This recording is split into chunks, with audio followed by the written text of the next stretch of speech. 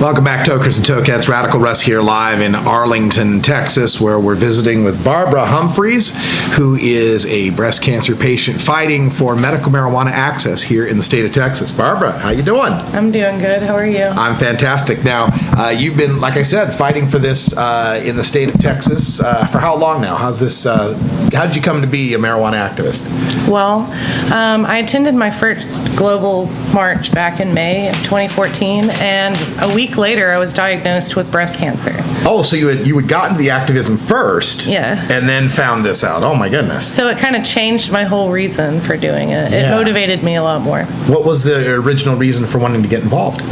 Well, I've always been into cannabis my whole life. I've always believed that it's a great medicine, that it's great to help people for many different reasons. So I already had an interest. Okay, so you had an interest in reform, but just as a personal liberty sort of thing.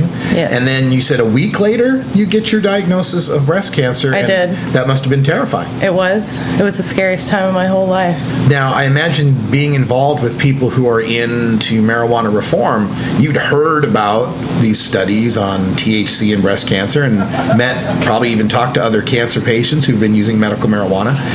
Did that give you hope as you were moving forward? Yes. Yeah. I started researching myself and I found a lot of different information about it, including that cannabis can even cause cell death in tumors, which I was like, wow, this is amazing. Why isn't this readily available to everybody?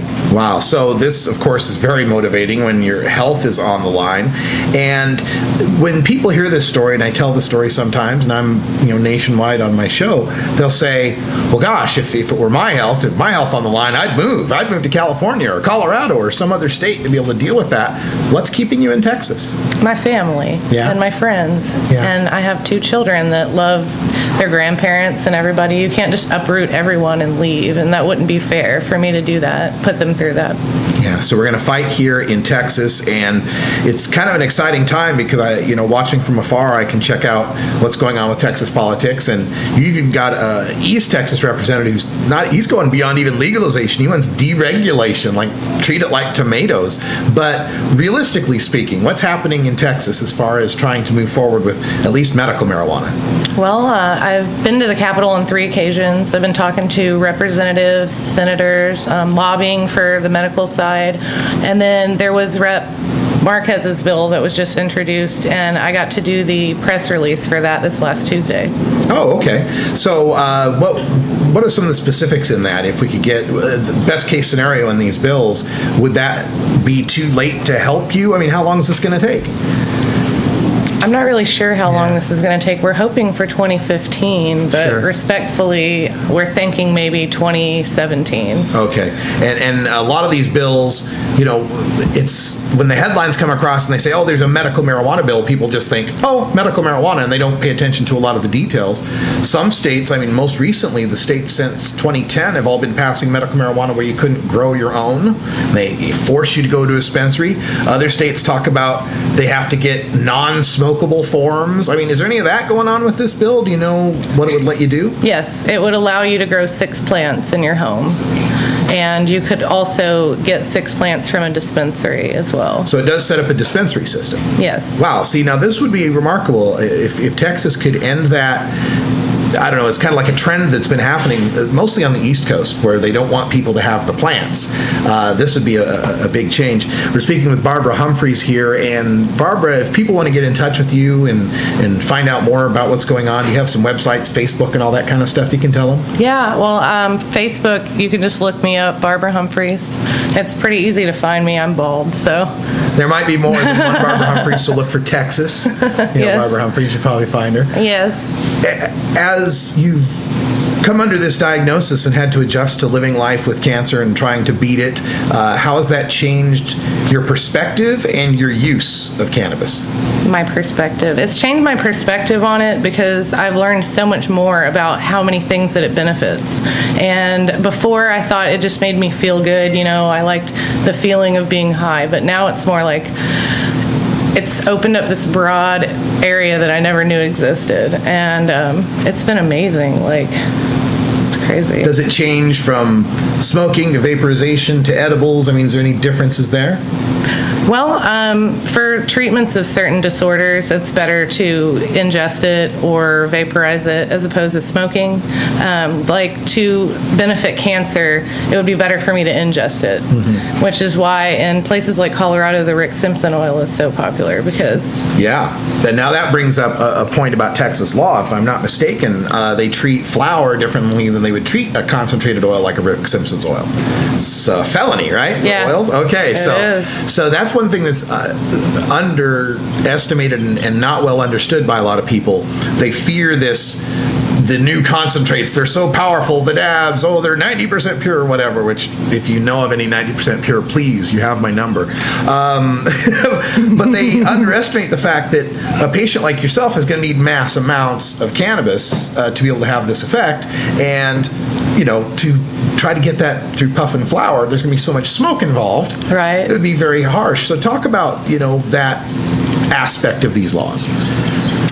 Well, the aspect of of concentrate being felonious while flour is misdemeanor. I think it's ridiculous. Yeah. I mean, it's a little tiny amount, and they're putting people in jail for 8 years over that. It's insane. And not to mention, it only takes a little bit. So I really highly doubt that you could hurt yourself too badly just because it's a concentrate. Yeah. I think they're afraid of people blowing up their houses because they've seen it on news stories all over the country. But I mean, you can make it without blowing up your house. It's relatively safe, and in all honesty, it benefits the pain and everything associated with what I have. It helps. The concentrates are so much better. Right. Like the flour, I mean, it doesn't get you to where you need to be when you're dealing with something like this. That's a very good point, and I think people need to understand that, and the point you make about being afraid of blowing up a house. I'm against anyone carelessly using explosive gases in residential situations. I don't care if it's for weed or for making anything. I don't care. But that's a product of prohibition. Right. I mean, and if it was, passed here medically, then dispensaries could handle that safety point. It could be made and distributed, and it wouldn't be in someone's garage where they're not ventilating it and blowing up their house. So right. Yeah, prohibition creates it could be regulated. Absolutely. Now that you've stood up and made yourself known, you're in front of legislators, are you getting media coverage as well? Yes. So does this frighten you a little bit, getting the bullseye? No. Not at all. Because I'm doing something that's good. I'm helping people. I'm not scared. And when somebody tells you you have cancer, you automatically think you're going to die. And when you think you're going to die, then nothing else is scary. Yeah, right. What are they going to do? Put you in jail? Yeah. I mean, that's not really that scary to me. Wow. You are a true warrior. I'm so glad that you're standing up, and that you're standing up and staying in Texas and fighting for the people here. Because like you say, you shouldn't have to choose between your health and your family and the state you love and all of that. Right. Wow. Barbara Humphries, ladies and gentlemen, and what's next for you? What do you got? Any more presentations or bills or anything? I'm going to the PACT Lobby Day, which is the Patient Alliance for Therapeutics, Cannabis Therapeutics, and it's coming up on the 25th. So I'm going to go try to talk to some more representatives about that. And then we have the Global Marijuana March coming up, which I'm hoping to be a speaker at. I will be a speaker at, and you just got approved. Right. I just had someone ask me to come to Boston to do some speaking, so it's opening up some things for me. Wow, it's just you come to a march wanting to get involved, and it's tragic to get a diagnosis, but it's interesting how you've kind of turned lemons into lemonade here, and are turning it outwards to help other people. Yeah, a lot of people will turn that inwards and get down and depressed, but it looks to me like you're really fighting and making a point to help others with this. So I want everyone to help Barbara Humphries out if you can. So give them, again, any contact or funding information, anything that you can help out with that. Well, I have a U-Caring site. Do it. You can look up Barbara Humphries on U-Caring, and it's to help with, obviously, my medical bills are traveling and things of that nature for lobbying. Or, like I said, Barbara Humphries on Facebook, or I have an email, which is rocksteadyalways@yahoo.com. Right on. And before we go, Barbara, we've got Sean McAllister here as well from Dallas-Fort Worth Normal. And come on over here, Sean. If you've got, is there any other Texas information we need to get out or people need to know, go ahead and let them know. If you're anywhere near Texas on May 2nd, you need to be in Fort Worth for the Global Marijuana March. It's going to be absolutely amazing. Last year we had almost 4,000 people attending. We're hoping for twice that this year. Please be there. I'll be there. Barbara's going to be there speaking. You should be there too. Herb's the word. I'd be there if I didn't have to be in Portland. So folks, get involved, and if you're here in the North Texas area, DFW NORML is the premier chapter in the entire world, so you couldn't have a better place to get involved than right here. This is Barbara Humphries. I wish you the best of luck with everything. I have no doubt you're going to make a huge impact here in Texas. I'm Radical Russ, live from Arlington, and until next time, take care of each other, tokers.